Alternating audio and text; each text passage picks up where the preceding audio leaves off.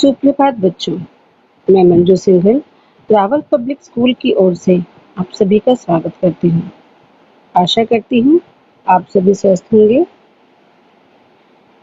आज हम इस वीडियो के माध्यम से एक सुंदर सी कविता पढ़ेंगे जिसका शीर्षक है भगवान की डाकिये, जो कि रामधारी सिंह दिनकर के द्वारा रचित की गई है।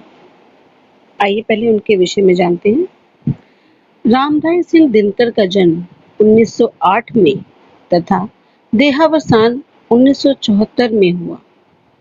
ये छायावादी काव्य आंदोलन को संपूर्णता प्रदान करने वाली उत्तर छायावादी काव्य धारा के महत्वपूर्ण कवि के रूप में चर्चित हैं।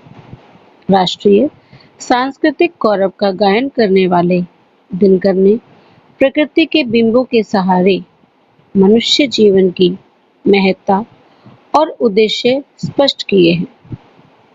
उनकी नजर में देशों की भौगोलिक समस्याओं का महत्व नहीं है, क्योंकि मनुष्य कहीं का भी निवासी हो, वह दूसरे मनुष्य से भिन्न नहीं होता है। प्रस्तुत कविता में इन्होंने पक्षी और बादल को अपने संदेश का माध्यम बनाया है। इन्होंने इन्हें भगवान द्वारा रचित एक ऐसा डाकिया बताया है जो मानवकृत सभी सीमाओं को लांघकर निर्विघ्न रूप से मानवता, समानता और एकता का संदेश देता है। तो आइए पढ़ते हैं हम कविता भगवान के डाकिये। पक्षी और बादल ये भगवान के डाकिये हैं जो एक महादेश से दूसरे महादेश को जाते हैं। अर्थात पक्षी जो आकाश में स्वतंत्र विचरण करते हैं और इसी प्रकार बादल भी आकाश में स्वतंत्र घूमते हैं। इन दोनों को ही भगवान के डाकिये कहा है, जो एक देश से दूसरे देश में स्वतंत्र रूप से विचरण करते हैं।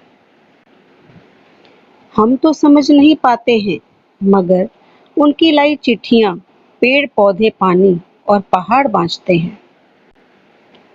जब ये पक्षी आकाश में विचरण करते हैं और दूसरे देश जाते हैं और वहां पर जब वापस आते हैं तो ये एक मीठा सा संदेश लेकर आते हैं, जिन्हें हम तो नहीं समझ पाते, किंतु पेड़ पौधे पहाड़ पानी ये सभी उनकी चिट्ठियां बाँचते हैं। ऐसा लगता है जैसा दूसरे देशों का संदेश हमें सुना रही हूँ।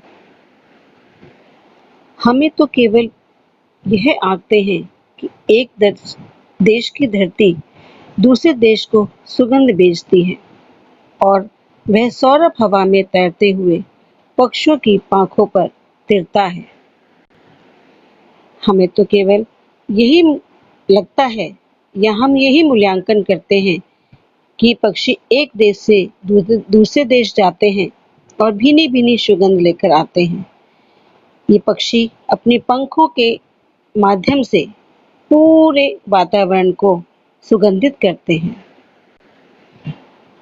और एक देश का भाप दूसरे देश में पानी बनकर गिरता है।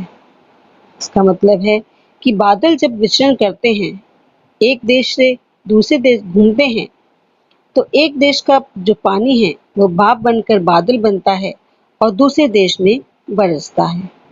तो देखिए भगवान के डाकिये पक्षी और बादल का कितना सुंदर वर्णन किया हुआ है। ये बहुत ही सुंदर कविता है। आशा करती हूँ आपको पसंद आई होगी। धन्यवाद।